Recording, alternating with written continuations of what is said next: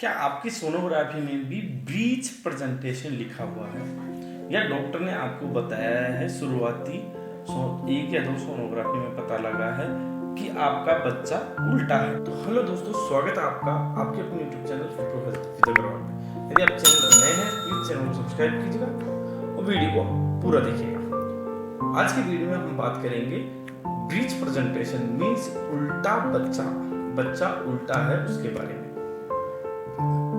First of all तो हम यह कैसे पता करें कि बच्चा उल्टा है? तो सोनोग्राफी को देख के यह पता किया जा सकता है। सोनोग्राफी में लिखा होता है प्रेजेंटेशन, वहां पे यदि सिफेलिक प्रेजेंटेशन लिखा हुआ है तो नॉर्मल है, बच्चे का सिर नीचे के ऊपर है और पेट और बटक्स ऊपर की ओर है। बट यदि वहां पे breach, floating breach, frank breech ऐसा लिखा हुआ है तो समझ जाइएगा कि बच्चे का सिर ऊपर की तरफ और उनके जो बटक्स और पैर है वो नीचे की तरफ है। अब बात करते हैं ये जो ब्रीच प्रेजेंटेशन होता है, क्या यह पहली सोनोग्राफी से में यदि ऐसा है तो अंत तक ऐसा रहता है या नहीं? जी नहीं। यदि ब्रीच प्रेजेंटेशन शो हो रहा है, यदि आपके पहली और दूसरी सोनोग्राफी करवाई है फर्स्ट एंड सेकंड ट्राइमेस्टर के अंदर, पहले तिमाही में और दूसरे तिमाही में, यदि आपकी सोनोग्राफी में ब्रीच प्रेजेंटेशन शो हो रहा है तो कई बार बच्चा अंदर ही अंदर मूवमेंट करता है। तो कई बार उस टाइम पे यदि हम सोनोग्राफी करवा लेते हैं जब बच्चा उल्टा हो रखा होता है तो वहाँ ब्रीच प्रेजेंटेशन शो करता है, तो वहाँ घबराने की बात नहीं। अब बात करते हैं ब्रीच प्रेजेंटेशन का पता कब लगता है। यह समथिंग 34 वीक्स पे 34वें सप्ताह मतलब 8वें मंथ की जो सोनोग्राफी होती है तभी आपकी सोनोग्राफी में यदि ब्रीच लिखा हुआ आ रहा है तो उस केस में आप उसको ब्रीच प्रेजेंटेशन मान सकते हैं, क्योंकि उस समय फिर बच्चा घूमने के चांसेस बहुत कम हो जाते हैं, क्योंकि वहाँ जो एमनियोटिक फ्लूइड है उसका लेवल कम हो जाता है। पहले एमनियोटिक फ्लूइड का लेवल ज्यादा होता है, बच्चे की साइज छोटी होती है तो अंदर ही अंदर मूवमेंट करता रहता है। बट अब जैसे जैसे प्रेगनेंसी एडवांस होती जा रही है वैसे बेबी की साइज तो बड़ी हो रही है और एमनियोटिक फ्लूइड होता है जो अंदर एक तरल भरा हुआ होता है वह कम हो गया है, तो अब बेबी मूवमेंट तो कर रहा है बट प्रॉपर घूम नहीं पा रहा है। तो 8 महीने बाद में यह ब्रीच प्रेजेंटेशन में कंसिडर होता है। इसके कोजेस की बात की जाए, इसके क्या कारण होते हैं कि ब्रीच प्रेजेंटेशन होने के चांसेस होते हैं, तो पहले कारण की बात की जाए वो होता है मल्टीपल प्रेगनेंसी से, जैसे कि एक से अधिक 2 या 3 प्रेगनेंसी एक साथ है, तो 2 या 3 बच्चे एक साथ लगे हुए हैं, ट्विंस है, ट्रिपलेट्स है, तो उस केस के अंदर भी आपको ब्रीच प्रेजेंटेशन हो सकता है। दूसरी बात की जाए एमनियोटिक फ्लूइड का लेवल या तो बहुत ज्यादा लो हो गया है या बहुत ज्यादा हाई होता है, तो उस केस के अंदर भी आपको ब्रीच प्रेजेंटेशन हो सकता है। थर्ड बात की जाए लो लाइन प्लेसेंटा, मैंने पिछले वीडियो में बताया था लो लाइन प्लेसेंटा क्या होती है। लो लाइन प्लेसेंटा होती है गर्भाशय के नीचे के जो ओपनिंग होती है वहां पे प्लेसेंटा का चिपक जाना, वहां पे आके बच्चे का लगना, तो उस केस के अंदर भी आपको ब्रीच प्रेजेंटेशन मींस बच्चा उल्टा हो सकता है। नेक्स्ट बात की जाए यूट्राइन फाइब्रोइड्स, यदि आपके यूट्रस में कोई फाइब्रोइड्स है, गांठें हैं, तो उस केस के अंदर भी आपको ये दिक्कत हो सकती है। अब जो मेन क्वेश्चन रहता है महिलाओं का वो ये होता है कि सर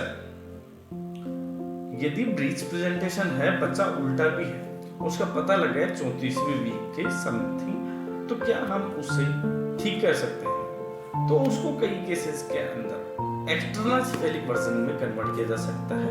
उसके अंदर डॉक्टर्स अपने हैंड्स मूवमेंट्स के थ्रू जिससे बच्चे का जो प्रेजेंटेशन होता है, बच्चे की जो जैसे ब्रीच प्रेजेंटेशन से सिफेलिक प्रेजेंटेशन में कर देते हैं। उस केस के अंदर कई बार जैसे कि एक नॉट बनने के चांसेस होते हैं, जो अम्बिलिकल कॉर्ड होती है, गर्भनाड़ होती है, वो बच्चे की गले पे लगने के चांसेस हो जाते हैं।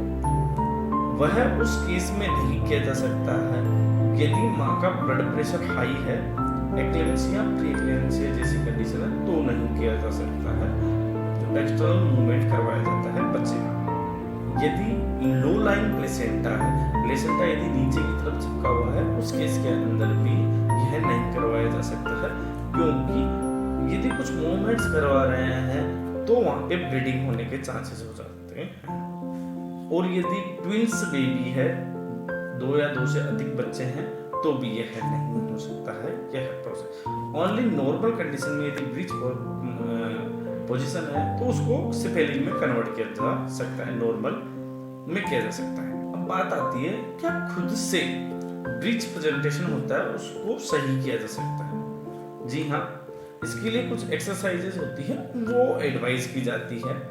जैसे कि एक होती है ब्रीच टिल्ट एक्सरसाइज, उसके अंदर जो माँ के पैरों को होता है जैसे चेयर पे रख लिया जाता है और माँ नीचे लेट के अपने जो बटक्स वाला एरिया होता है वहाँ पे कुछ पिलोज या जो जिम बॉल होती है उसको नीचे रख के भी यह प्रोसेस किया जा सकता है। यह एक्सरसाइज आप दिन में 2 या 3 बार कर सकते हैं।